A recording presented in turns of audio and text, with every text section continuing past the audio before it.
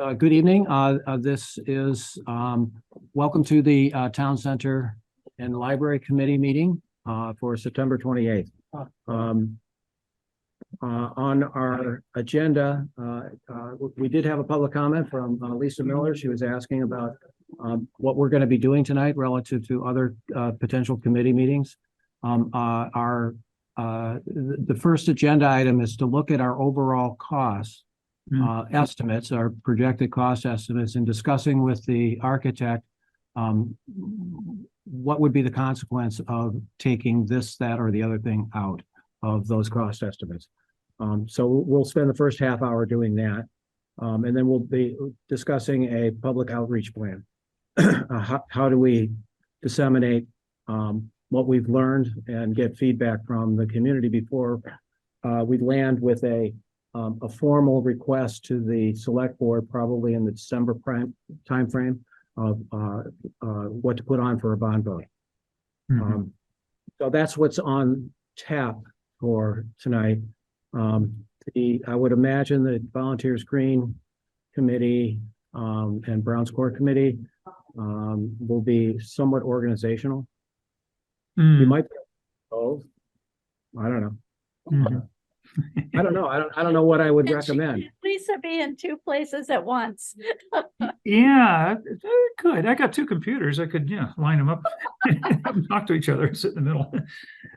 Jeff, you got my attention though. I mean, the very first thing on your agenda is really one of my biggest questions. So, I might give you and Lisa, I'm also happy to have coffee with you sometime and sit down and go over this in more detail. And okay. Meeting as well. So. I've got an even better offer for you, but I'll send it to you. So again, welcome. And this is a good time for public comment. We have Martha and I online here. Do you have anything that you want to say, or are you here to listen? I'm here to listen, and I don't want to be volunteering for any of this, by the way, but I think there is potential to include private funds in this effort. Cool. And I have some information from the VLCT annual meeting that we went to earlier this week. There might be some funding sources for different aspects of this project. Okay. Good. So we can talk about that a little bit later on in the agenda. Yeah. Okay. Anybody have any suggestions for additions or deletions to the agenda? Oh, we're going to take the library repair work off. Okay. Because I still haven't gotten the estimates from Jay and Alex. Okay. And Dave was the one who asked for that, so I think I would rather do it at a meeting where Dave is here anyway. Yeah. So perhaps as far as an addition to, we can expand a little bit. The application for the Municipal Energy Resilience Program is a grant opportunity. We can talk about other potential funding sources that we've learned about this recently. So with that, I had a conversation with Andrew and John earlier this week. They have a lot of interesting information about how to slice and dice this in different ways. Okay. Andrew, I think you're on tap. You try to see if you can explain this to them as well as you explained it to me earlier. Yeah, the stage can get pretty complicated for a lot of reasons. I think we all are probably in agreement that we're doing things sometimes that we don't want to do. It's just part of the process, and just kind of being patient and working through it, and we'll get there. So Josh, can you give me sharing?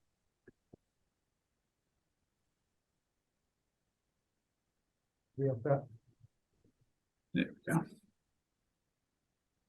And we're gonna do that. Everyone see my screen? Yep. There it is.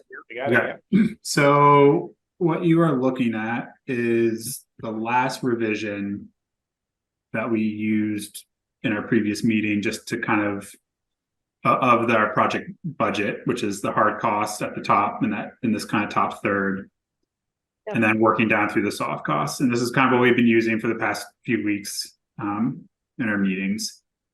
And leaving last meeting kind of tasked with three kind of primary things. One, breaking out kind of the hard costs as far as being able to identify sums of money that might be directed to different funding sources.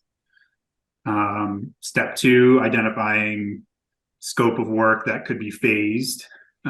So what, things that can be done without having to do the entire project all at once under separate contracts. And then obviously the third, which is when push comes to shove, straight up removing scope of work.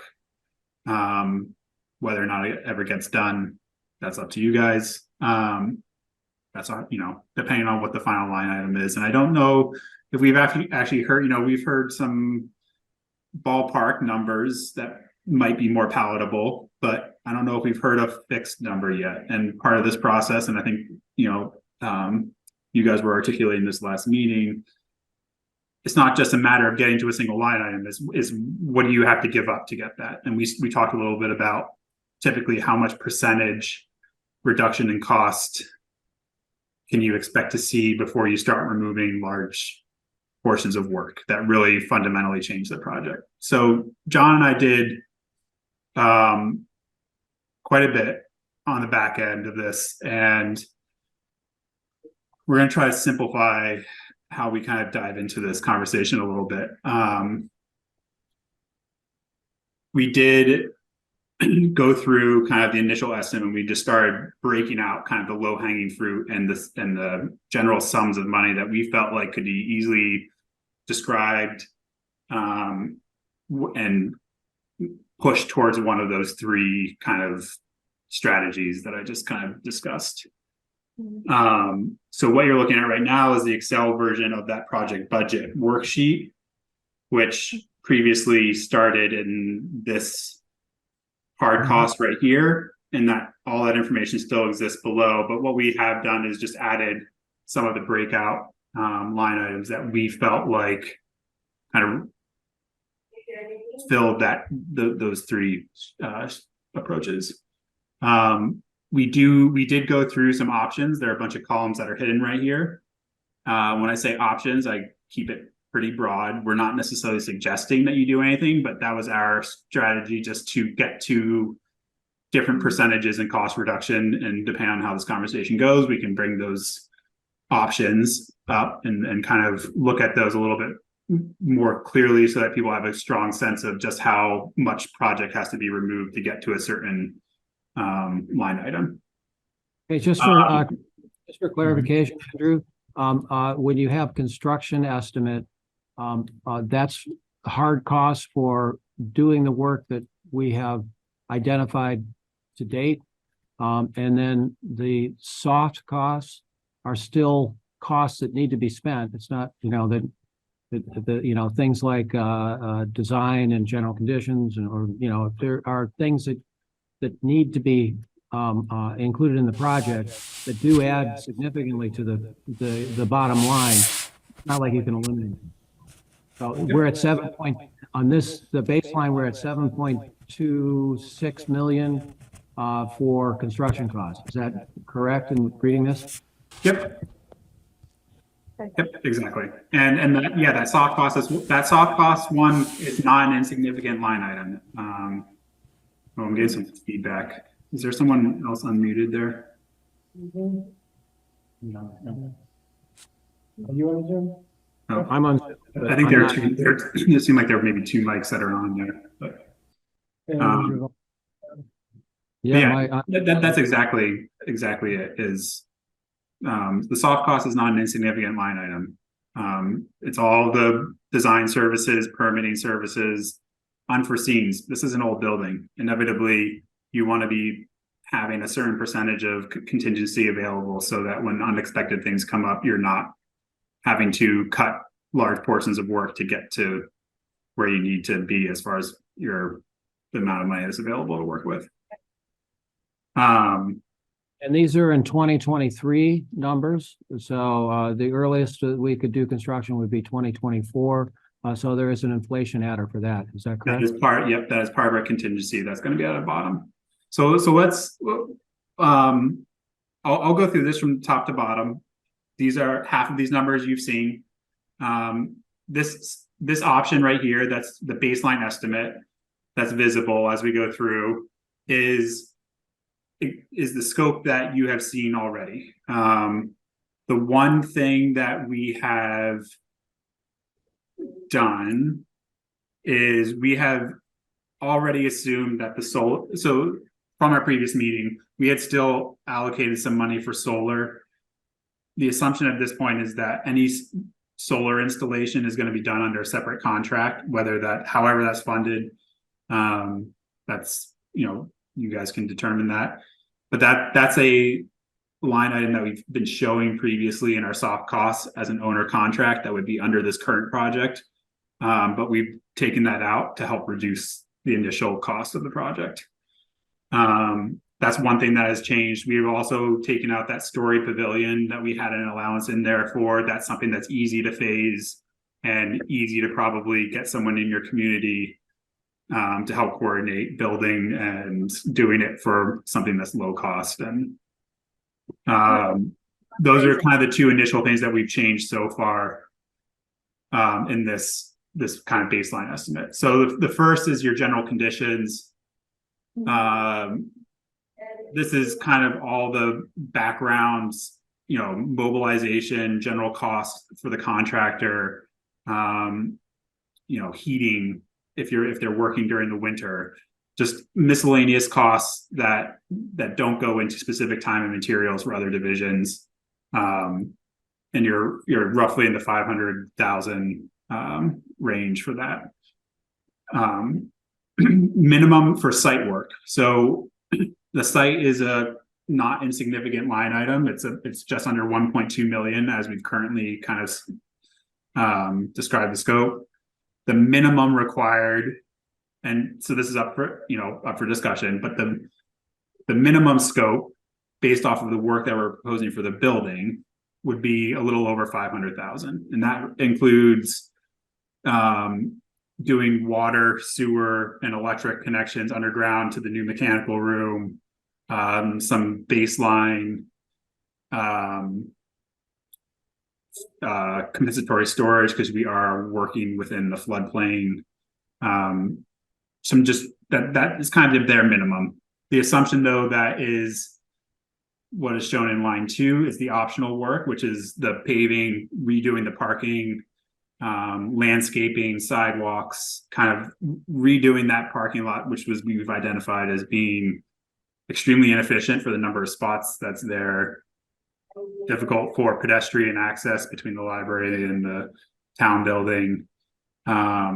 That's also kind of just over that $500,000 line item, but that's optional. That's certainly something that could be easily phased or removed from the scope of work.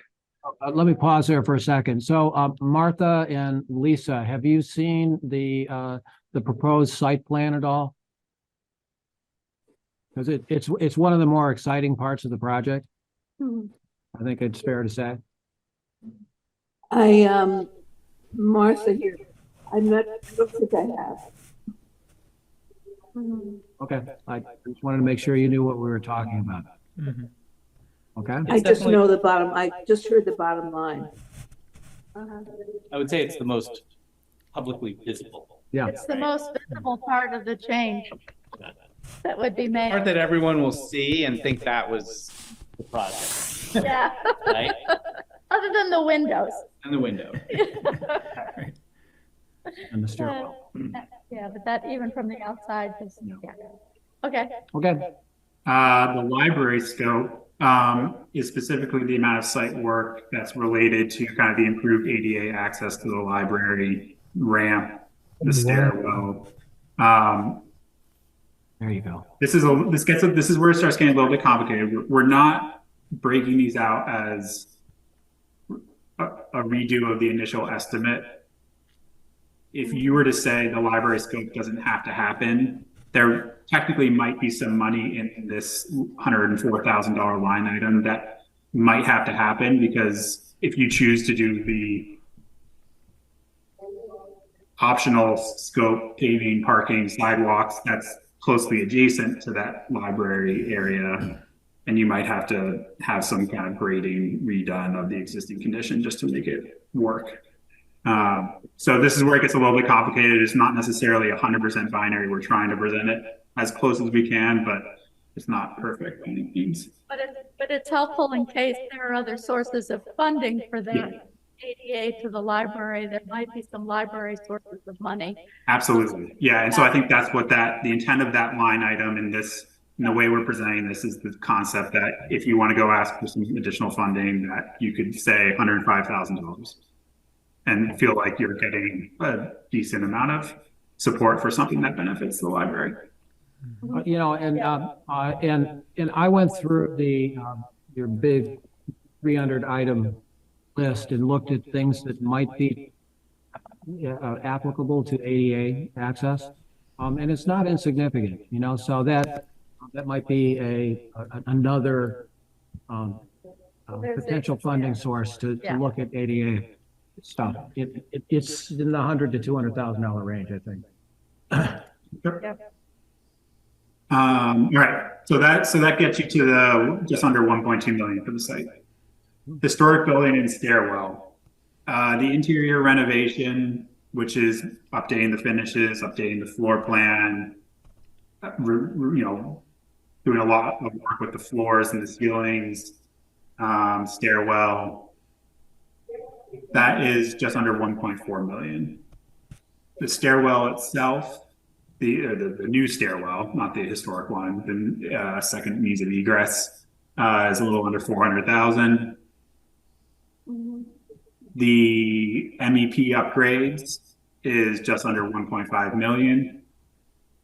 And then the window replacement is a little over 400,000. And that is material and labor to install. What do you mean?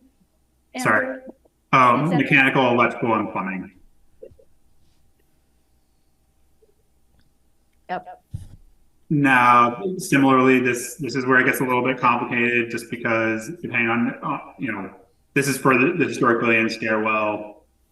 There's also an MEP line item for the post office. We had designed this so that the entire building, including the post office, was zoned off of the same system. If you start to decide not to do something in one building, it doesn't mean that it's a net removal, because it might increase the costs of work done for a smaller portion of the building on a square foot basis, if that makes sense.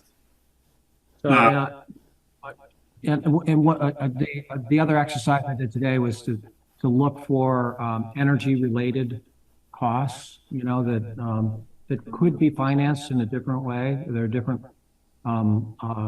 borrowing sources, even through the bond bank. They've got some loan program that's at like 2% for energy. That might be something, I don't know, but I came up with, you know, $2 million worth of energy costs, of which maybe half of that would be for efficiency and renewable, something like that. So I think I'm consistent with what you're saying, Andrew. Yep. So for the historic building, the second means of egress, you're looking at around 3.6 million. The post office, mechanical room, which is associated with the historical building, that's important to note. The slab correction, which is floodplain related, the pipe trench, which is floodplain related, and the sprinkler system for the post office is around 230,000. The mechanical, electrical, and plumbing work for the post office is around 325,000. The update to the post office envelope, the roof reinforcement, updated finishes, tweaking to the floor plan. That, when I say new floor plan, that specifically excludes the mechanical room. We're assuming in this top line item that the mechanical room is being done. That's the primary location that we've identified as being useful for the new mechanical room. But specifically kind of we had been showing a revised vestibule and better location for the office. That scope is around 655,000. This line item allowance for exterior wall work is 0. That doesn't make any sense to anyone right now because this is based off of options that are hidden right now. Similar to what I've been saying with the other options, depending on how you choose to remove certain scope of work, this line item comes into play where we have to assume there's going to be some work in areas that are otherwise included in line items above. So that gives the post office around the $1.2 million line item. That gets us to a construction subtotal of 6.5. And then you have markup, contractor markup. That's, you know, how they survive. Insurance, bonds, etc., those kind of things. That's around 750,000. And that gets you to your construction estimate of 7.26 million, which is a little less than I think what was shown on that project budget that we used last meeting. And that has to do with, don't know off the top of my head. It's a little bit low. I just remember that. There was something that I think it has to do with the story pavilion because that got included as a hard cost. And that I removed. And then, you know, so this is where we pick up with the kind of worksheet that you've been seeing all along, working with 7.26 million. You then dive into the soft costs because the cost has gone down a little bit as a hard cost. That reduces your markup, your contingencies, which are 5% design and 5% bid and 5% construction. It reduces your fees a little bit. We've gone through this list multiple times. Miscellaneous costs, we're still highlighting this. You know, this is certainly conservative. It's hard to know what the cost of relocating the post office is. This is still kind of a thing that you guys need to do some legwork on. And then the owner purchases we've all zeroed out, including the solar, which was previously at 300,000. That has pushed your soft cost total down to 1.89 million, which pushed the total project budget in current cost to around just under 9.2. And then this is where it gets a little bit hard. This is all over the place. I think we were showing some costs that were tracking above 10% for certain projects in the past year, and kind of talking through our estimator. We assume 7.5% between now and next year, which adds another 680,000, and that puts you under 10 million at kind of 9.84 million for our, kind of your overall budget to be working with. This bottom section is new. This kind of reverses the flow and starts with the 9.84 million. And the reason why it's not really useful right now is the options that we kind of worked with and just played with to get different line items are based off of this. And it shows, we were kind of throwing around the percentages last week or 2 weeks ago. This exercise will kind of show you a percentage reduction in cost and conceptually how that correlates to the amount of scope you have to remove to get there. And then this line item, sometimes people like to talk about this. It can be significant, but it can also be it can be helpful because sometimes the tax impact comparison on a per resident basis can be fairly small, depending on how significant of a line item gets removed. But we can talk about that certainly down the road as we go. So these are kind of the breakouts. I think I'm hesitant to show you the quote unquote options because we don't necessarily believe they're options, or we're not necessarily suggesting one over the other. We're just curious. You know, I think the exercise was to present you with line items to give you an opportunity to talk about what you think is critical, what you think is removable, and if you want to start seeing some hard numbers depending on what you want to get rid of, we can start throwing some options out there. But so I think it's fair to say that one of the ways that the committee has been thinking about this is in terms of must do, should do. If you're going to be doing this thing already, then you really should be doing that thing, whatever it may be, and then could do. And we have done that to a certain degree already, because we had as much as a 4,000 square foot addition onto this on this building in earlier iterations that we eliminated as a could do, not a should or must do. So we already have pared this down to a certain degree.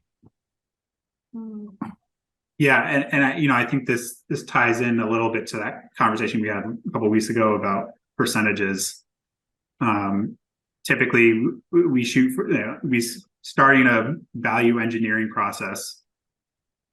We say you could probably reduce cost by 10% without giving up a lot. The options that we're going to show you to get to 10% removes more than just baseline kind of finishes. It really begins to dive into large scope reductions and Yeah, as Jeff said, I think we don't really have any extravagances in here. We don't have any places where we said, let's have a marble entryway. Right. Let's have we've taken out a lot of the really fancy ideas with the addition. I don't know. These numbers are really helpful for me because actually I understand them, which is surprising. But I think if we went out to the public and had these numbers, we could explain them and then maybe have a sense of, are there things people would cut? I don't know. I think you have to be really careful. You've been in this for 4 years, and I think showing something to somebody for 10 minutes and expecting them to have any kind of a meaningful reaction to that. Yeah. My kind of gut says, I think it makes more sense for us to think about sort of a good, better, best scenario. Or the could, I mean, I like your framework too, Jeff, the could, should, must. Yeah. I generally think that if you spend this much money, this is what you get. If you spend this much money, this is what you get. Rather than sort of opening the books and having people sort of pick their line item that they think they want to sort of like have an issue with. I just don't see that there are so many dependencies, as Andrew's mentioned here. There are so many things that it's easy to just say, well, let's just leave the outside alone. Like, we don't have to do anything outside, do we? Well, we kind of do, right? And so then you're digging up whole sections. So then it's like, well, when is a better time to deal with all this than when you're digging the place up, right? And so because I think that would be an easy, obvious one to sort of just say, let's just do nothing outside. It works, it's fine, right? But as soon as we start digging that into optional, that optional number in the scheme of things is not that much money. Right. That you would take out $540,000 basically out of a $9.8 million budget. 5%. Yeah. For discussion purposes, I'm gonna hide everything except for one option, because this is the one that can a little bit have your cake and eat it too. It's just a matter of, this is the phasing option. So optional site work removed. The notion of, and this is what people honed in on really fast a couple of weeks ago. This is do everything with the building that we've suggested, phase the site work, or do it under a separate contract, fund it differently. Because it's not a small line item, 1.2 million is the overall site work. With the bare minimum we have to do for the site, if we were to conceptually phase it, you might be looking at 8.8 million instead of 9.8. And yes, you're removing less than $1 million of site work, but that creates a ripple effect. We all, the percentages, the markups, the permitting fees, all those things, get reduced because that site gets phased out. But that's also, this is a good example. To get a 10% cost reduction requires you removing what someone identified as being the marketable and Right. most Yeah. relatable element of the project so far, I think. I love the most. But I think that this is, Yeah. this is a Yeah. perfect one to show the good, right? Like, this is still a good Better project. best. It's not the better or the best project. But and I think when you present this to the select board and to the voters and you say, you can have this where nothing looks any different outside, or you can have this extra bit as well, right? As part of the scope. And I think it's a very visible, clear thing. You don't need to be, you know, have strong feelings about decarbonization. You don't need to understand much about energy efficiency or air quality. Yeah. It's a very visual thing for people to sort of understand that there's these options, right? And we're paying to have this much more usable, more attractive space. Right. I don't know. To me, those represent the good and the better. And then I think there's probably a best, which is putting back in some of the things maybe that we took out, like putting the solar back in, putting the story pavilion back in, and maybe Big things that we took out and they aren't. and that's very maybe costly. the sort of the best scenario that we sort of Yeah. go all. Well, and this is, that may be two different exercises. So, what we're trying to get to is a bond number. Right. Okay, so, it's possible to finance the solar in a different way. Yep. You know, so Yeah. taking it out of the bond and doing it in a different way, is feasible. I mean, I've done it in other towns. Yeah. Or, you know, we still haven't gotten a firm, number from ARPA. You know, so that's not a bond number, that's a different funding source. Right. Or the Municipal Energy Resilience And then Program. there's that also kind of the stuff. library, the 2 library grants that might fund that 104,000 for the library. But I think that this is useful, Yeah. you know, it's, you know, that bottom line of the difference in tax impact. I think we figured $10 million equals $100 per year on $100,000 Yeah. valuation. Yeah. It's okay, so 9 million means And what is $8 $90 per, you know, so, you know, if you're, you know, it's not a lot Right. of extra cost, and it would be one of the more visible impacts. Yeah, I agree. I guess that's but I like your idea of going with here's the plan with this included and the number. Here's the plan, you know. Yeah. This is what we'd like to do with the site because it has all these benefits. But this is the cost of that, you know, maybe there's only 2 options. Cause I don't know what else we'd take out. Well, I That mean, would it- make Do you want to see, like, so this is a little bit difficult because I guess the first question is, do you do this process by saying we need to get to $6 million? Or that's arbitrary. I'm just throwing that out there. It could be any number, but do you have a number that you need to get to? And you know, or as I think Jake was saying, is the exercise when you reach out to the public instead to present the project, give them an opportunity to ask the questions so that you can talk through that sequence of decision making so that they understand why the post office walls should be touched now.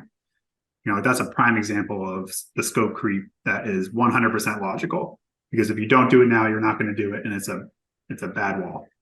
So yeah, it's ultimately, it feels like this is an emotional decision that the voters need to make, right? And so I don't have a number.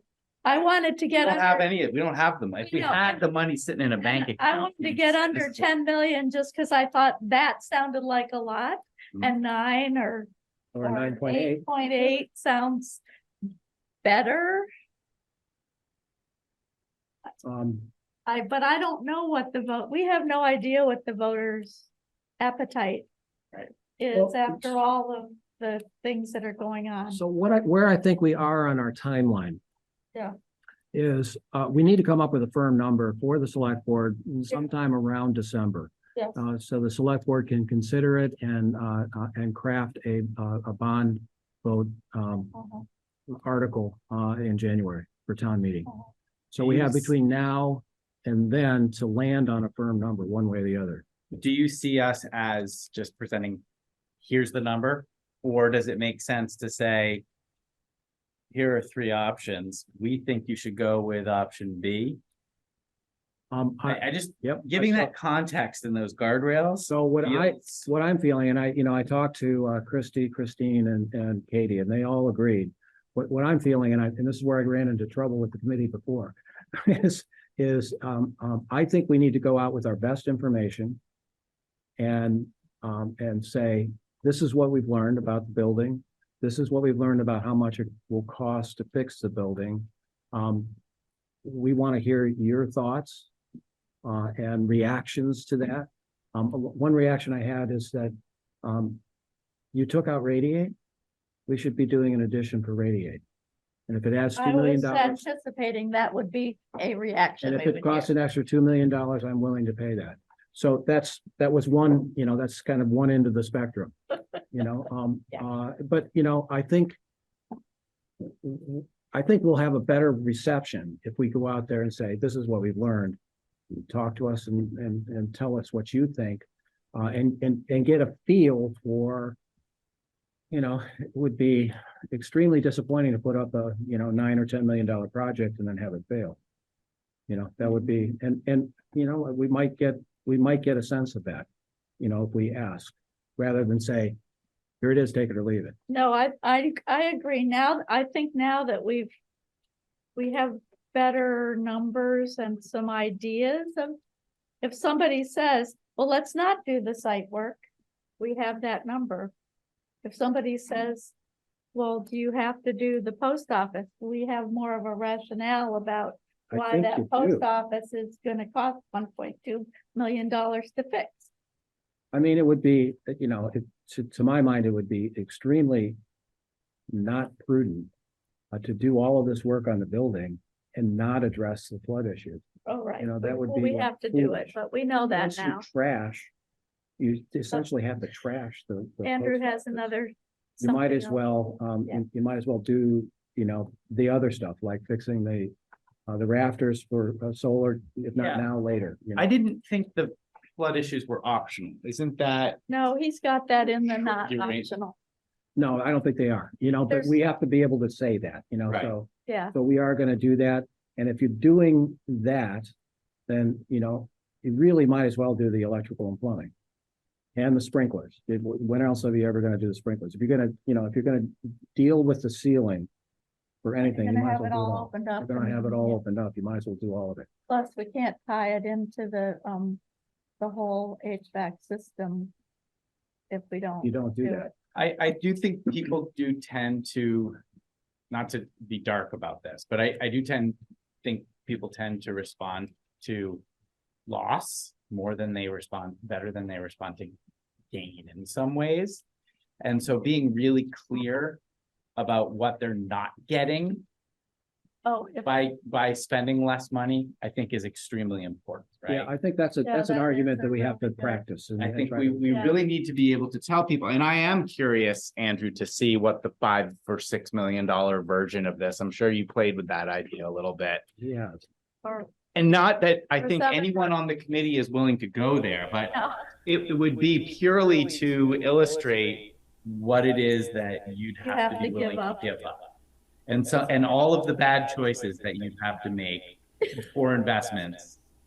yeah. All right, so to get to Like cutting this in half, something to to get that. to do a 36% cost reduction, to get to 6.2, the concept that we developed is this one. Oh, that's gonna get filled up. Hold on a second.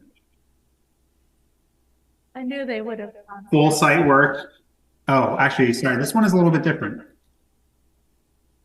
So this one conceptually was, if the site work is the marketable item, you do the site work, you do all the MEP upgrades of the historic building and the post office. There's no modification to the floor plan in any portion of any building on site. You're just focusing on mechanical, electrical, and plumbing. You do address the pipe trench in the post office because that has mechanicals. And then you replace the windows in the historic building because that's an easy, low-hanging fruit. That's not massive. And that gets you to roughly 6.2 million. Including the soft cost, Andrew? Including the soft costs. But all those costs would go down somewhat because all the other costs are going down. Well, some of the soft costs would be reduced. The immediate counter argument to this, and I'm just going to always fast forward. The immediate counter argument to this is that you're taking a building that you have acknowledged is not the ideal layout for current use, and you are spending a lot of money updating mechanical, electrical, and then you're left with a floor plan that's exactly the same as it is. So you're potentially having to, if something changes in the next 3 to 4 to 5 years with a tenant, or It's not in there. you're spending money on doing work that you just did. Okay. The option 6 was the dramatic. You're only doing the site work and the window replacement, and that is 2.8 million. 72% cost reduction. Lisa, did you have a question? Yeah, whenever you're ready. Should I go ahead? Yep, we can hear you. Okay. Yeah, I'm listening to all this, and I'm trying to think of what the voters are going to hear and what they're going to see and what they're going to feel. And, they're going to come from various directions. Some people want to see minimum cost or no expenditure. All right. Some people will have a lot of attachment to the building. And apparently, some people have gone to school there. And with it still standing, it's a reminder of their longevity, I guess. But the historical aspects of the building are important to some people.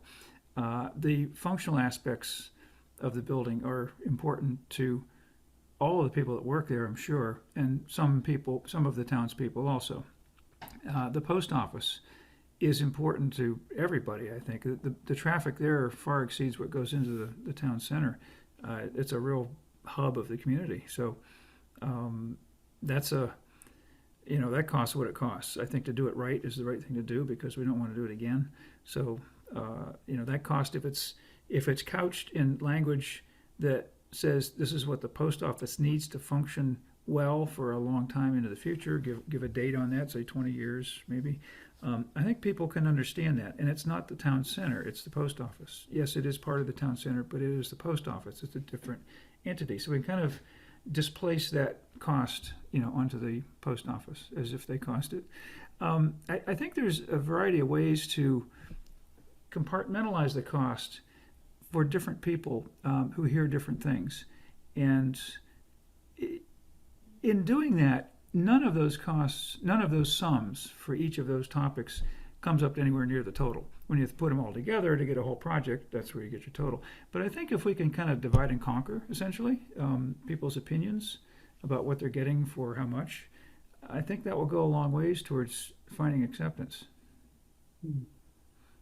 Now, a question about the historic building and stairwell, the $3.5 million, 3.6, does that include all of the aspects of dealing with the historical features of the building? Or are there others that are kind of here and there with painting or with stairwells or whatever? If so, that's a significant figure. And for many people, that might be the thing that they see the most and that they want the most, to retain the history, the character of that history. For other people, maybe looking at the bottom line. So I think the historical aspect, if it is an important building, it is an important piece of the town, and it's going to need to stand for a long, long time to come. And selling that aspect of that to the people that want to hear that will really help. I think if we can, take essentially merchandising factors out of this, identify them, play them up, and pile them up separately. First of all, if you put a lot of subtotals at people, they'll look at those subtotals. If you give them a whole number, they'll look at the whole number. The subtotals are going to be smaller, of course. So if we can do it that way, I think there'll be more acceptance overall. Yeah, that's helpful. Yeah, thanks, Lisa. I'm writing all this down, but I might be back to you. Um, I don't know what I said. um, Andrew and John did go through a number of these iterations, all the way down. I know. I hate to even bring up something because I know you guys have put a lot of effort in this, a lot of thought, and a lot of listening too. So. And I would not propose, I would not suggest laying out all of these scenarios to the public. I think that it's for the committee to understand, Yes. if you take this out, if you reduce it by this much money, this is what you lose, and you can lose a lot. Mhm. The $600,000 project or $6 million project is basically the same building on the same site, with stuff that's done that nobody ever sees. You don't feel a different building. Right. And it's still $6 million. So like, Yeah. I mean, to Lisa's point, there are going to be people who think, oh, look, the windows are back to the way they were in the original building. And the stairwell is open again, the way it was in the original building. And that tin ceiling on the bottom of the stairwell has been fixed. That's the people who went to school here are going to respond to that. It's a hard sell for the fact that we have town staff who come to work in their coats in the winter because it's so cold in there. And, that's a harder sell, but it's important for town, for people to recruit staff. So, Andrew, is there a way for you to go through these other options relatively quickly? It's like, what's the big bite out of these other options? What do we lose really when we think of these other options? All right, so Yeah. the baseline estimate, option 2 is just taking out the library scope, which only reduces the cost by 2%.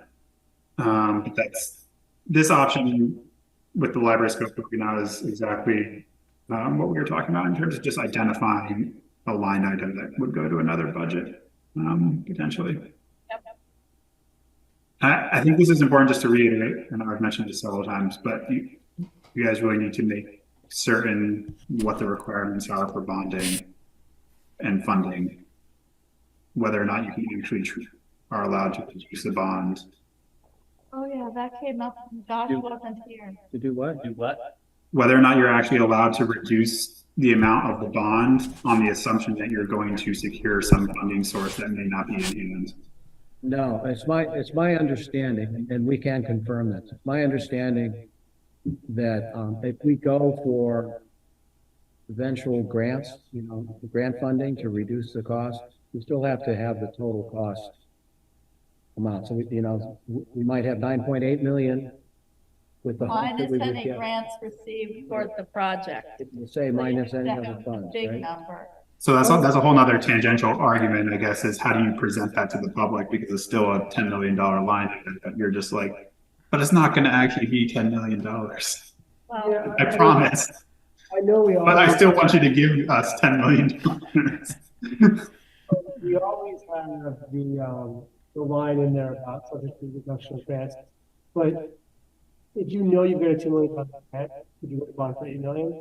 $1 million project? if not we don't likely we're get gonna know. it in hand. Right, but I think it might, I'll double check with my bond agent, but I think it might be sort of at your own risk. If you go to bond for $8 million, assuming you get $2 million in grants, you don't get $2 million, then your bond doesn't do you. Can't do that. If you know you're gonna use $1 million ARPA money, you could probably reduce it down to $9. Does that, I Yeah. think that's what the logic would be, but You you're have to- talking you about, have to have the money in hand I would. to take it out of the, Well, you'd be taking a risk. Taking a of- yeah, risk. otherwise you're Yeah. taking risks. And based on my experience getting grants, we're not taking any risks. I don't know if that's not, yeah. No. So I wouldn't advise it.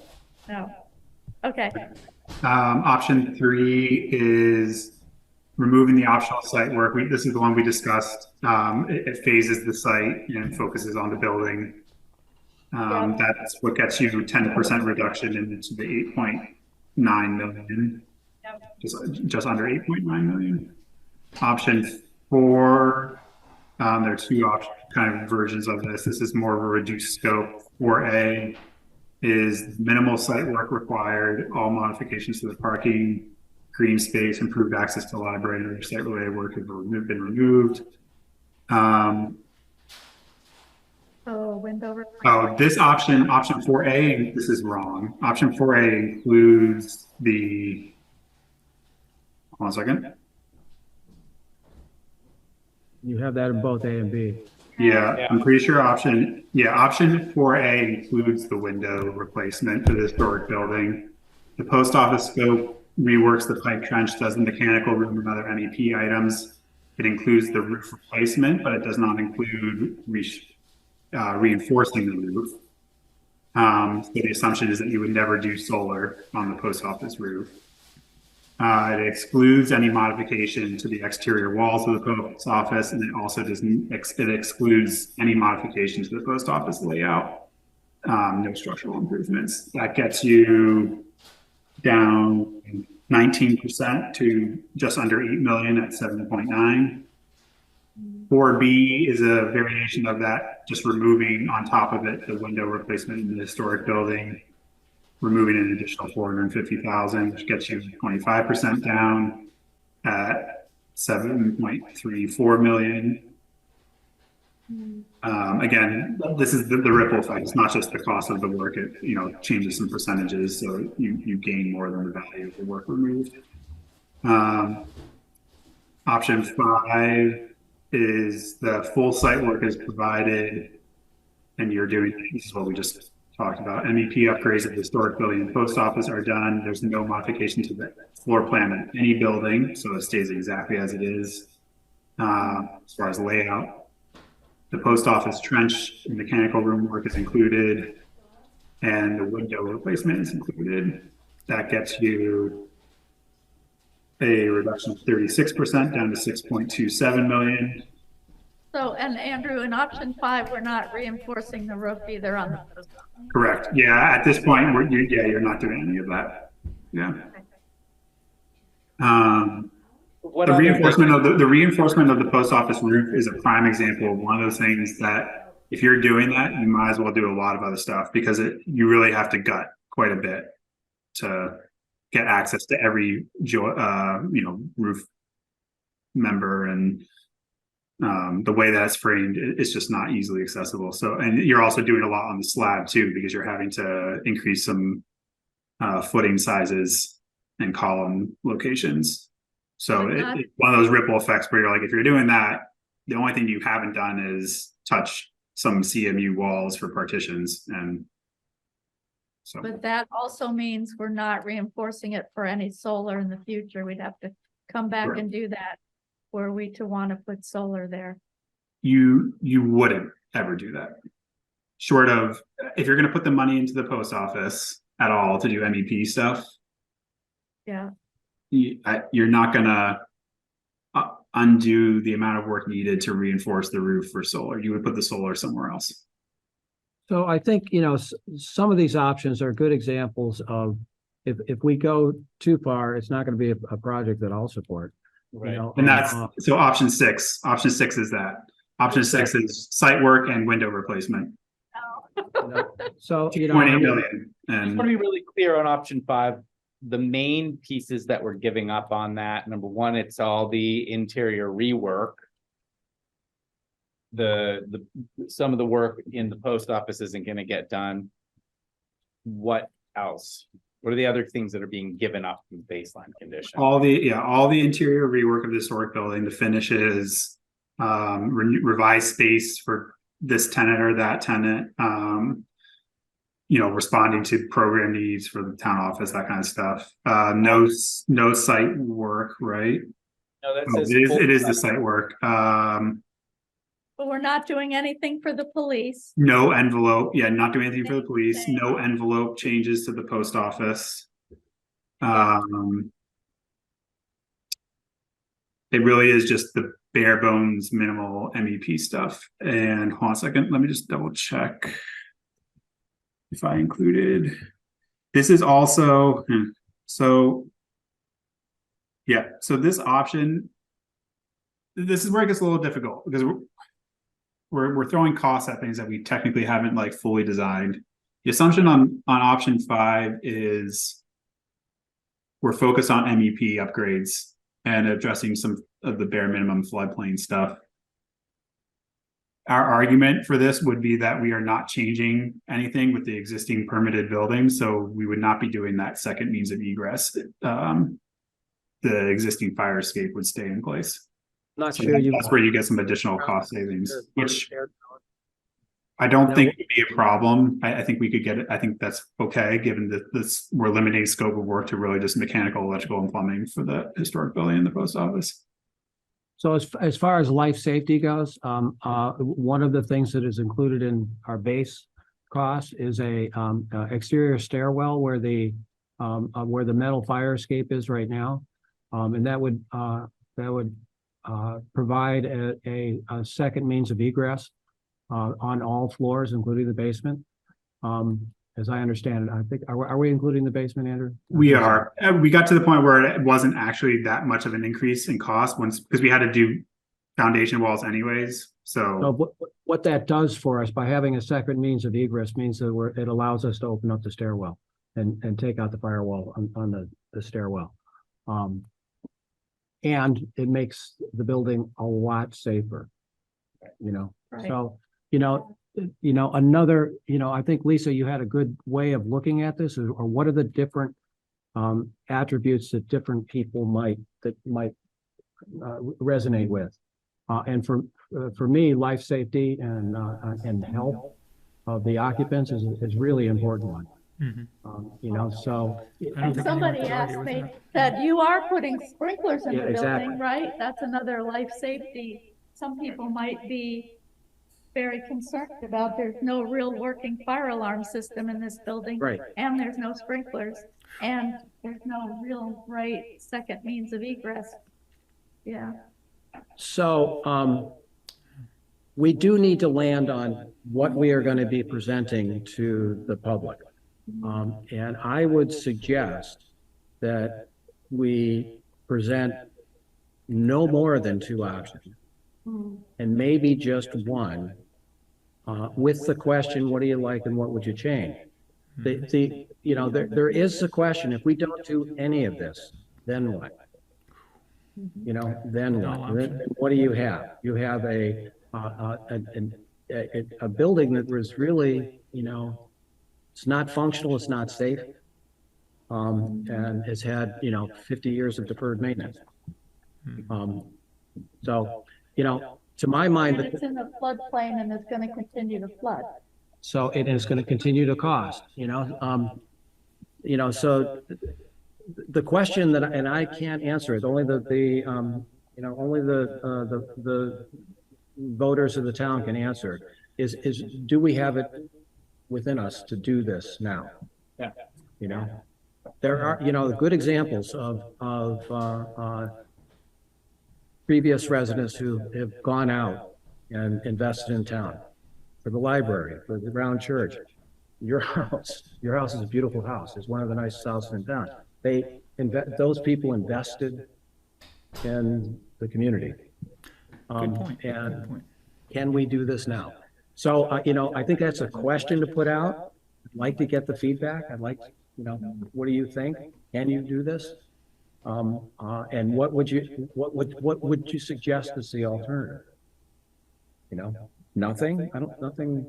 And halfway seems like a lost opportunity. But we have to bring them along, because we've had a lot of education over the several years that we've been doing this. But I don't Jeff, think that's a good point. Really good point. If we went that route, I think it's a good idea to way to present it. Andrew, what's the updated cost on a complete new building? Because some people might say, oh, we'll just do a new building. Do we have a updated on that? Or you don't have to answer now, but I think it's still more than the 10 million, right? Yeah, I think it's. Are you Are you assuming full scope that we're kind of estimating without? I would think so, right? Kind of compare to that $10 million. Tear this If building people down. say 10 million is way too much, just tear it down, build a new one. It'll be less expensive. I think we need to be ready with that answer. And then one other thing, and then I'll stop. Yeah. Oh, sorry. Maybe. The only asterisk I'm going to put on this is inevitably when you revisit new, you start revisiting program requirements, and maybe something goes away, like the police station, because it belongs somewhere else. So then it's not necessarily an apples to apples square foot comparison. But last time we looked at this, new construction was still roughly 2 million for hard costs over. And so that when you pull that through after all the soft costs, it's more, it's 3.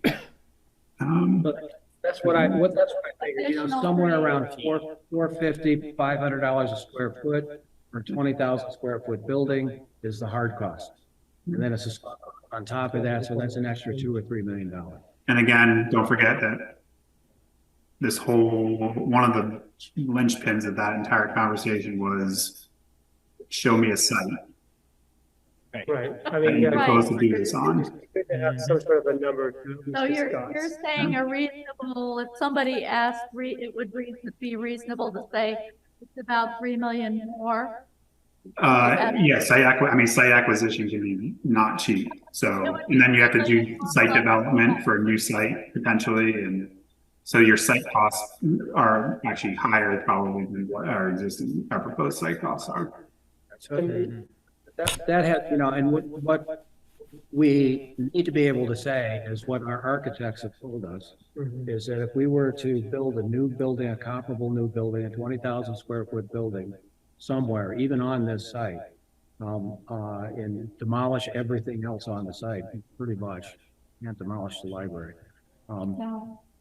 It would likely cost between $2 and $3 million more anyways. Yeah. And then with a really strong emphasis on you're doing a disservice to an historic building in your town and a disservice to sustainability by removing a building that actually has value and carbon already built into it. And then the other thing I could see is, well, let's do option 5, not reconfigure any of the interiors, especially with the situation where the police office is right now, right? We're sort of in flux with police with a lot of options for the future. We don't know which way we're going. But people might say, well, what if you just did all the shell, upgrade the MEP, do all of that, and then once you figure out police in a future date, rearrange the interior. And I don't know if that's even, I mean, it's possible, I'm sure, but what the cost would be. It probably costs more to do it later. Well, everything's going to cost more. So on that note, one thing that you could respond is, this gets into the kind of smaller line item. We've talked about a little bit where, those are more or less partitions, and we're not necessarily throwing a huge amount of money at this police station because there's not a lot of specialties. It's mostly just offices, and there's the most expensive component of the police offices there, single user restroom on a square foot basis. And you could say, that is certainly something that maybe by the time you get to construction, this is a tough subject. You could certainly revise the floor plan and we could find ways to make it more flexible for different tenants. I don't think you would see, though, a dramatic decrease in the overall project cost for something based off of just like something like the police station alone on a tenant by tenant basis. Right. Because I think I would put the argument, for example, like if we're doing quite a bit with a historic building, one of the most valuable components of that is updating the floor plan so that all of your town offices are, including the select board room and large conference room, are all on that ground floor and immediately accessible and all together. And then a slightly more efficient layout. That was the decision we ended up with for that layout update. And then the second floor can be the flexible space that you work around over the future. So good example, the space that you see me in is exactly that. It's 4 commercial spaces that were left to be as flexible as possible, depending on which tenants came in, came out. Mm. And we put all the money into the upper 2 floors. Hmm. Okay, so we're an hour in now, and we should probably move on to start planning what we're gonna, when we're gonna say what to the public. This has been really helpful, Andrew. Yes. You know, I think we need to talk about when and what. Yeah. So, What are we, what are we presenting and how, you know, something that I would like to have for public presentations is the pretty pictures. The site plan is really useful to explain what it is we're talking about, the visual impact of the building. The other visual impact that we talked about is an elevation. We've talked about that. That's a little bit, we're going to put that on a hold for right now until we have a clear sense of what direction you think this is going to go. And then we can gussy up some illustrations that are going to help supplement the project that you're proposing. Okay. So, you know, I would like to think about starting to do public meetings on this soon, you know, sometime in the month of October, you know. Well, I think Andrew is like, is he doing an elevation of option A So- or option B or option 6 or what? Yeah.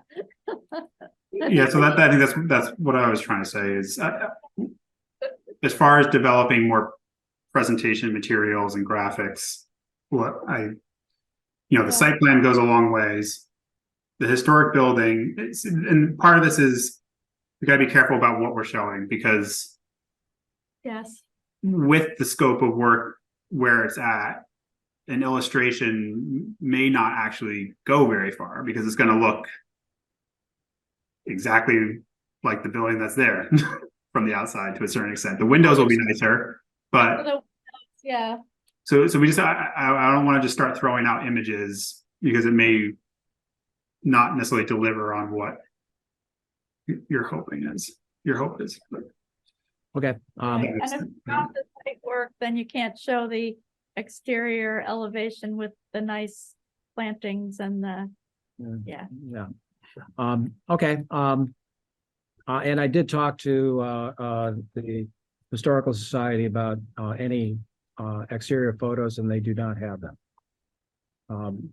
Karen was going to ask private individuals to see if they had any, but they don't have any in there. In Harriet's book, and there isn't. There isn't a good isn't one in example of what it is.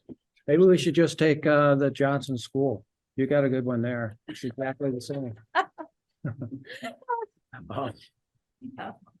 We found that the elementary school in Johnson is the exact same building as this. Yeah, and they renovated it. That's a There. good one. That's That's That's us. right. Wow. us. So funny. Where'd you find that? It's on your wall behind you. Awesome. Building before that was 1905. Yeah, this is early 1900s. Yeah. Yeah, 1907. something. I think the addition was like 1911 or something. Yeah, I don't know. I have those dates.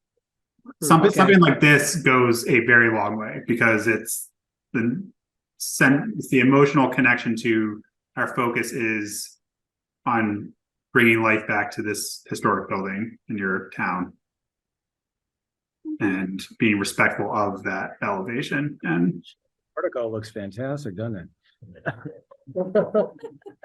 Okay, we should move on. Okay. So we need to- I don't know if she has a question for Oh. Lisa. Get her hand Oh, up. Lisa, I'm sorry. Lisa, I muted you. We were getting weird feedback on your line, so go ahead and unmute and you can speak, but that's why you're muted. You're Okay. muted. There, sorry, yeah, I was, I'm thinking, Jeff, what you said is it needs to be rolled out to the public at some point. You're right, people need to think about it, otherwise rumors will take over, and that's never good. So a lot of things have been said tonight that I think are really significant for framing, putting, 4 sides around the question. One of them is doing nothing really is not an option. The null option is always an option in a business case, but in this case, we go backwards. it's not only zero, it's negative. You know, we have a building that's maybe unsafe. It's dysfunctional in a lot of ways. It's awkward to use. It's you know, that's something that needs to be set in stone. That doing Safe. nothing. What's that? Oh, It's not doing- safe. Yeah, doing nothing is really not an option. Not resilient against future flooding and other climate changes. Right. Doing the whole thing is probably going to choke people, and so, you know, going for the brass ring is just not. It's not Richmond. I mean, we're a little more pedestrian than that.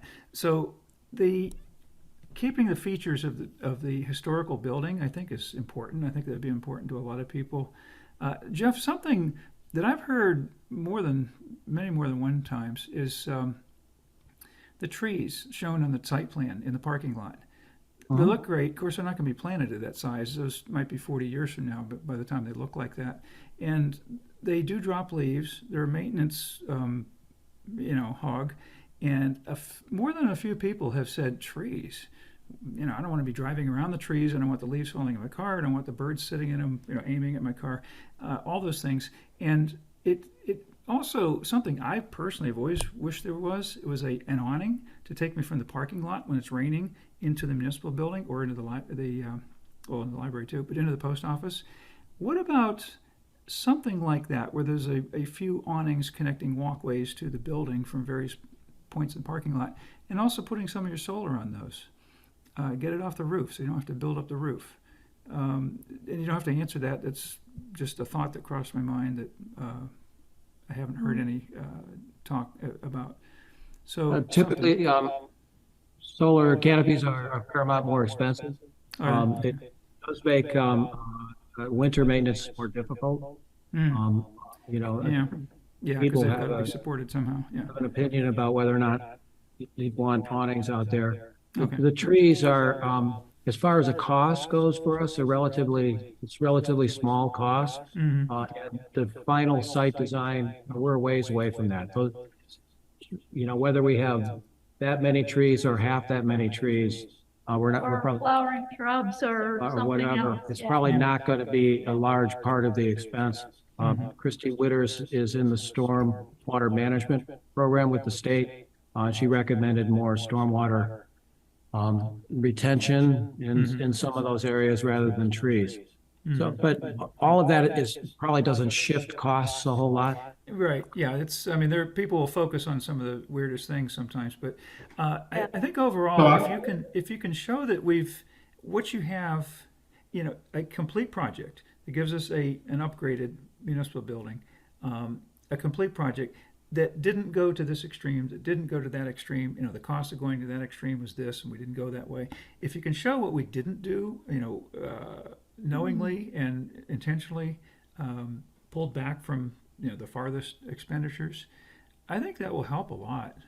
I think most everyone who's sane will realize that if you only spend half of what you ought to spend to have a good project, you're not going to get a good project, and it's really a waste of money. So if we're going to do it, and the null option is not viable, so if we're going to do it, which we should, then this is what it would cost.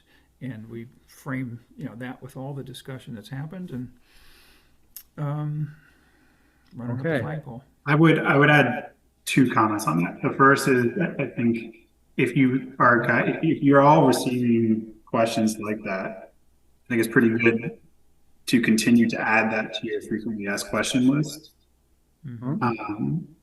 Because those, although detail oriented, they certainly can become sticking points that people latch on to and keep revisiting. And I think, we've already gone through this exercise with some initial rounds of questions, but the more you reach out to the public, keeping track of those so that it gives us an opportunity as a design team to field those questions and give answers to them that can be put on that frequently asked question list that's handed out and help alleviate concerns. And then the second is exactly what Jeff said, which is at this stage, nothing is set in stone. You can always change, and certainly during early design, we can try to have shorts that offer people the opportunity to say, well, I would prefer to have this instead of that.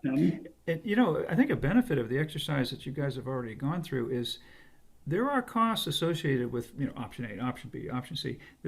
Andrew, the same things, what you just mentioned. There are costs, not exact, but pretty good figures that can be thrown out to demonstrate what that option would cost if it were exercised. And exercising no options gives you no project. So if people are going to think at this from different directions, and they'll go, oh, but this would be not very expensive. Well, we looked at that, and here's what the bill would be. So do you call that not expensive? And they may go, oh, or not. They may say that's a great idea. But What I would hope- it'll show the homework's been done. What I would hope that we do, so we're in conceptual design right now. We needed to have something on paper in order to come up with a cost estimate. If a bond vote succeeds, then we move to final design document.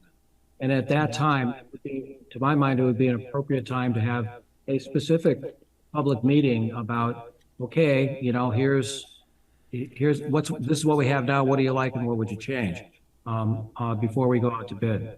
So that would probably be more like late spring, early summer of next year that we would do that.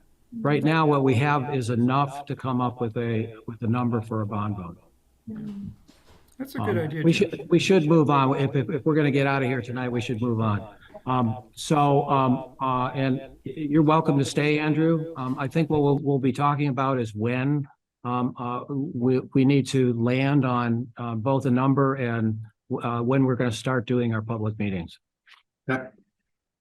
I will email you the budget worksheet for that option with everything broken out, so you guys can continue to play with numbers and decide how you want to reduce cost. Okay. And I would suggest maybe our next, because Amy and Dave are not here this meeting, I think that would be good. that we encourage them to watch the video of the meeting, and I think that's a good idea. that, because they're two pretty valuable voices. Yep. There's a lot to think about. There's a lot to think about. Just gave us. Yeah. And what we're comfortable presenting as maybe the best or the not, I don't know how we're presenting it. So why don't we plan, so our next meeting is October 12th. Yeah. If we stay on the same schedule. Why don't we plan on that meeting, taking the bulk of the meeting to decide what it is that we're going to present and when. I think we need from now. Pardon me? 2 weeks from now, you're saying? Yeah. We have to land somewhere in order to be able to go out and Either we have two numbers or one number or. let's make three that numbers. decision. Let's make that decision at our next meeting. Yeah. Yeah. Okay. Which might be enough for that second agenda item is, what else?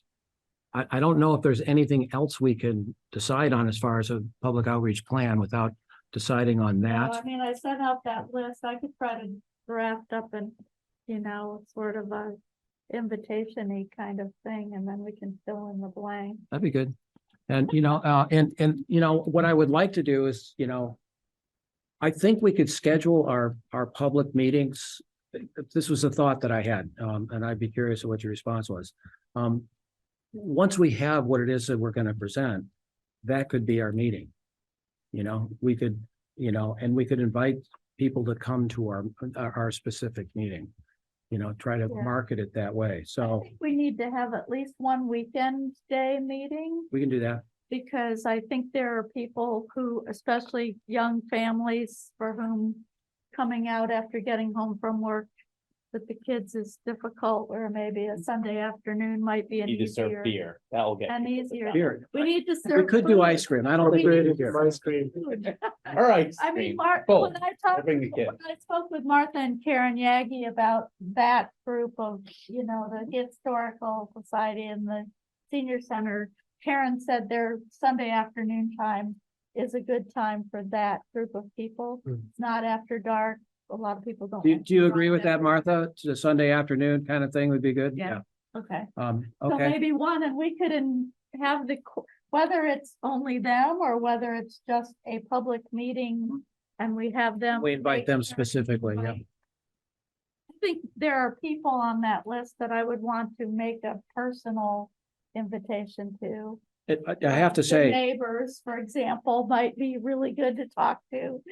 it felt you really know. good to talk to the former chairs of this committee, Katie, Yeah. Christie and Yeah. Christine. And I think they really appreciated it, I actually. mean, I think the neighbors might be somebody we want to talk to ahead of time, because they're gonna be, if this went through, they'd be next to a construction site for a year, and, you know, that's a big ask of a neighbor. I can tell you, the neighbors weren't necessarily terrifically happy with when we moved into this building. Well, you know, it's just, it's one of those due diligence now, Mhm. trying to avoid somebody campaigning against the project.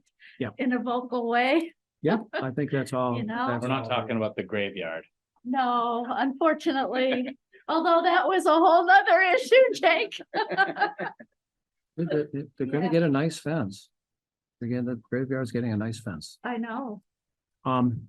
Okay, so can we shift to just a few minutes to talk about money? Yeah, Not money going out, but money coming money in. coming in. The Municipal Energy Resilience Program is a state program that specifically for municipal buildings and energy efficiency. Mhm.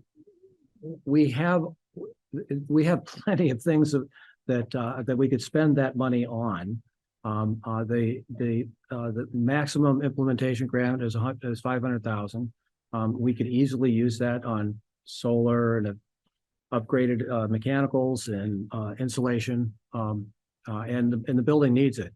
Mhm. But the downside for us is we're not an energy burdened community as is defined by Efficiency Vermont and the various different studies. And they want to prioritize those communities first. Mhm. But that doesn't mean that that's where all the money will go. In order to apply for that implementation grant, you first need to do an energy analysis Mhm. of the existing building. Which is free. It doesn't cost us anything, but you got to have it done in order to be in the queue for consideration. So what I would like to do is apply for that. Mhm. You know, I think I'll apply. What I was thinking of doing is applying for this building and maybe the fire station as well. We have most of the information. Yeah. You know, I've actually benchmarked this building of energy uses for the past 20 years. Yeah. So we have plenty of information for them, and the Regional Planning Commission is quite helpful in working through that. Okay. So I think I'll mention it at our select board meeting next week, that this is something I'm applying for. It doesn't require a cost for the town to do it, but it is a who- fundamental who requirement does in order this to thing? apply for the implementation grant. Who does it? What I would suggest is have Du Bois and King do it, you know, if they're So willing why to is do it, it because not- there are mechanical engineers anyways on this Why building. does it not cost? Because the grant will pay for it. The Municipal Energy Resilience Program will pay for the energy assessment. Okay, even before you apply for the grant. Before you apply, you have to Oh. do it in order to apply for the Okay, implementation grant. It's helpful anyway. Yeah. For. So what it would the give us is a bond issue, baseline. If we look at the. It's energy. kind of, you know, conceptually, the useful part of it is it gives you a baseline. This is what Yeah. the energy use would be, and this is what you might save. If we were to do the solar panels on the roof, the back of the envelope estimate is it would cover maybe 2/3 of our electricity needs. But this will give us more definition on that. So you want like a 5-minute update on the board?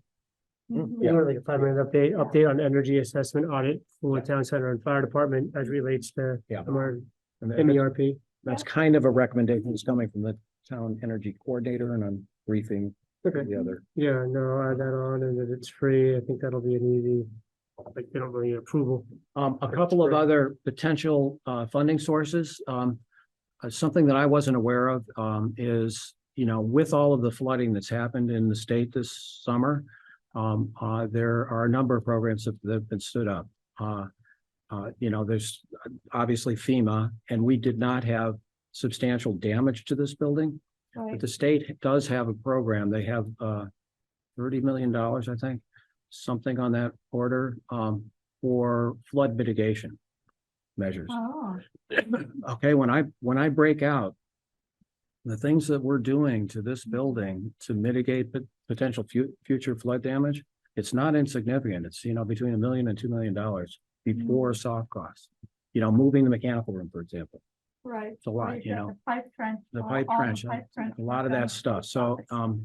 I'm gonna Yeah. try to find out what the limitations of that are. I'll speak What do they to, mean by mitigation? right, and how much will they go Yeah, for? okay. I think there is a cost share to it, but we're not gonna have any problem If with we cost share. bond this and We have plenty of cost share, and know that if the bond passes, that's cost there, yeah.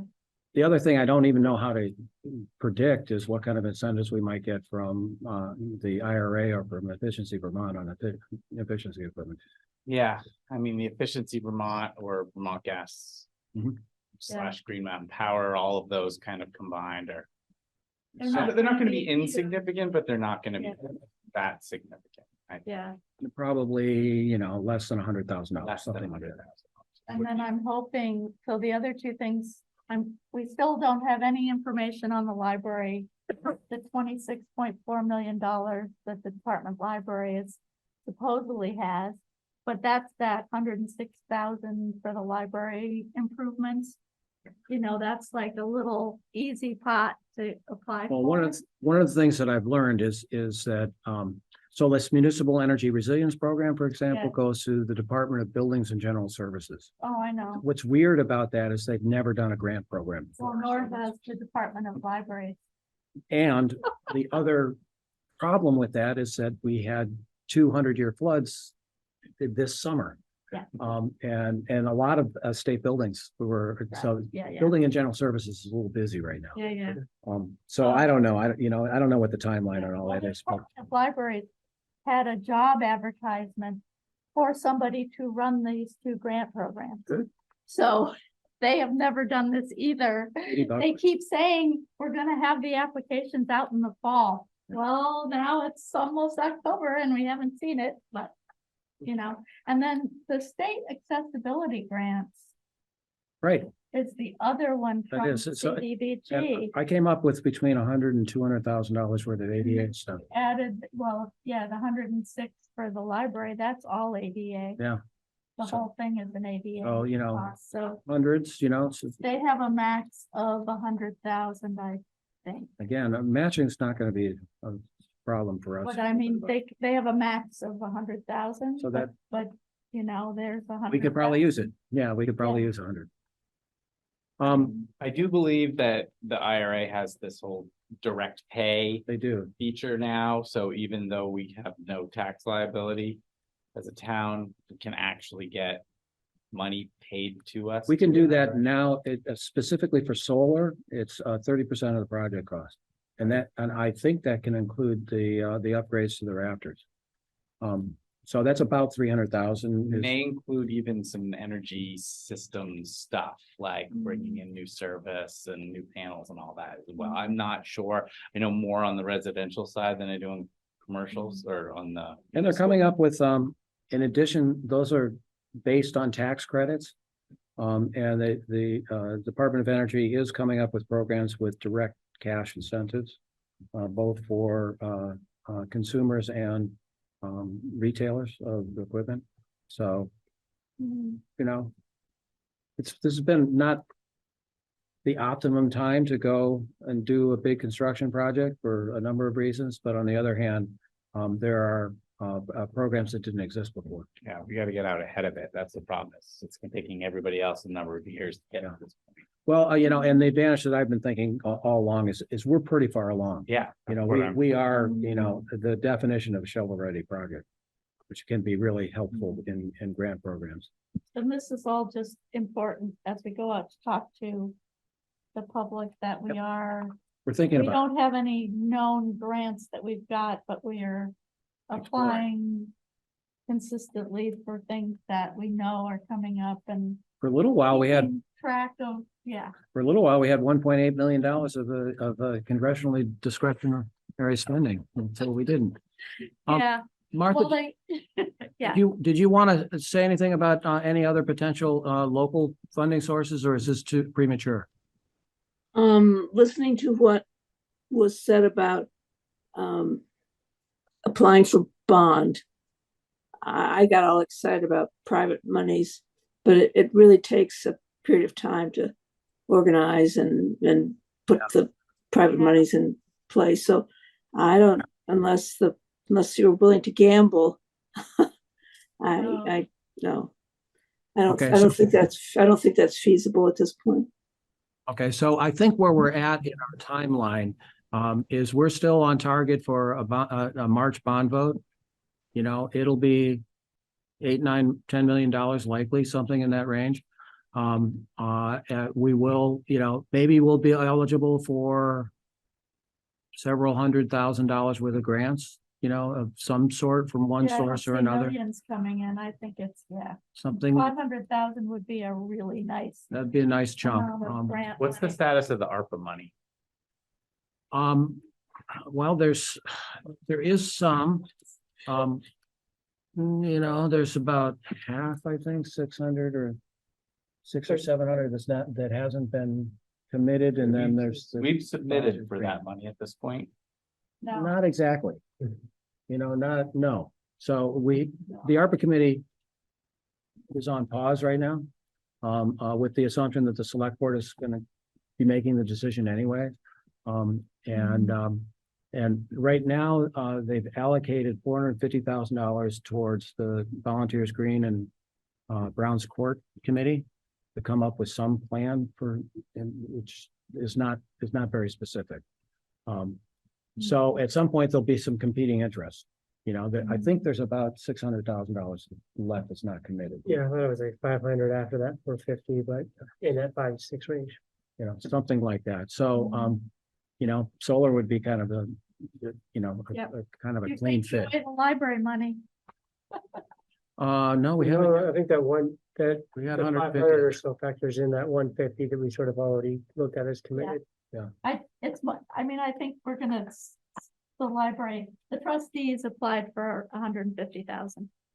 I'm just waiting for some updated estimates to know how much we can get done. What is for that? What is that 150,000. for? Mhm. Well, it was from the estimates 2 years ago, gonna cover repairing the wood siding and painting the building, Okay. but that's a 2-year-old bid. Mhm. So So we'll we'll see We'll see. how far $150,000 will go. So, you know, now. ARPA's still in the mix, you know, it's, I mean, that's not insignificant. That's a No. chunk of money, Yeah. so. you know, No, Yeah. what we had talked about, and we haven't made a specific pitch to the select board. No, Maybe we should, I don't know. We should talk about, maybe put that on the agenda for next time, whether we should do that. What we've talked about is identifying a topic, you know, and efficiency and renewables is a topic, some item. you know, other than just, you know, whatever money you got, throw it at it because we'll spend it. Yeah, sorry, I unplugged for a couple of sessions Yeah. there. I was gone, I was sort of traveling, and so I had thought as I was leaving that we had made that decision and that's what we were gonna do, and we were gonna, you know, we knew how much money we were gonna ask for and what we were gonna tie it to. But maybe I'm not remembering that. No, correctly. that's No, I correct. think we talked about that. That's correct. Is that something, do you think that we should do, Josh, is go and have a specific ask? to the select board. Yeah. Couldn't hurt, because right now I don't think they really haven't approved anything. It might. So, Yeah. I'd just Might be afraid if we're easy. It might be a part of if we're gonna try to figure out yeah, what our next meeting, what we're actually gonna say the project is worth, yeah. then maybe that's the point at which we could Okay, say, make a specific, and what we've is taken there this, an item on that list that we wanna ask for ARPA money. And that will lower it. Without that money, it's this much. With Yeah. those that money, Yeah. we can, you know. Yeah. okay. So let's put that on the agenda for our next meeting, and then we'll make our ask in the second meeting. I will know the And I library. can update the stuff. select board to say By then. that's coming. No. Alex is doing a new bid, Jake, for the library stuff. That's why I'm waiting, Okay. because he also did the inspection on the lift of the slate roof and the upper part, the wood on the upper parts of the steeple while the lift was here. And so he was gonna write a brief report to But they just barely did the walk around on the work he just finished, so. Okay. Okay, we're at 8:30. I read over the minutes. Well, there's 2 sets of minutes, Okay. yeah. Because we never did the 8:31 or the 9:14 meeting. So you want to do a motion to, I move to approve the minutes from August 31st and September 14th. okay, Second that. okay. Any comment? If not, state your name and your vote. Jake, I. Lori, I. Josh, aye. And Jeff, aye. Okay. Perfect. Okay, and I think you have the items for the next agenda, so I think we're good. Pretty much the big things, the presentation, ARPA money. And you're gonna go ahead and do that energy analysis. Yeah. Contact. Yeah. Okie dokie. I've Then. done a lot of what Lisa said, word for word. Yes, doing nothing is not an option. The building is unsafe, dysfunctional, awkward. Yeah, there's other adjectives too, I guess, but people will get the idea. It's Voice hard of the to public. put into words what the problems are with the building. That Exactly. makes- It's, yeah, you lose people's attention by the time you get to the end of the list because it's so long. Mhm. I think we stand adjourned. Hey, Thank you. where's your gavel, Jeff? I know. Yeah.